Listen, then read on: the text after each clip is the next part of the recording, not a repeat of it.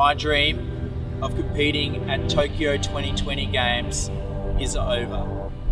On Monday night, 5:28, I got an email from Triathlon Australia stating that the IPC had decided that my disability classification no longer had a spot at the 2020 Paralympic Games.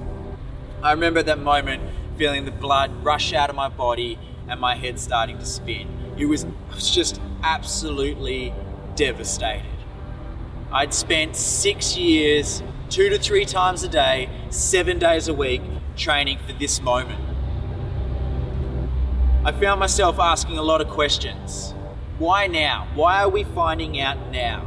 Why couldn't they tell us at the very beginning? Why are we finding out 2 years into a 4-year training cycle?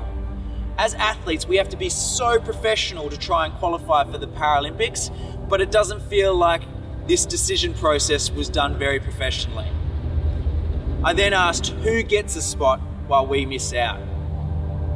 The IPC is very gender equality focused, and they allocated 8 medals to the sport of triathlon, but they stated that 4 of those medals had to go to males and 4 of those medals had to go to females. But what was unfair about that is at least 2 of the female classes don't have the amount of athletes or just have enough athletes to field a race, which to me makes it sound more like participation than the world's most elite sporting event. Now, don't get me wrong, I'm all about gender equality and I understand how important it is.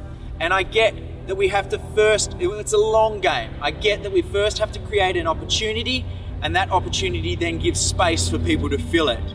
But the short-term pain means that hardworking, deserving athletes like myself miss out. I then discovered that badminton is getting 14 medals. 14 medals as a debuting sport.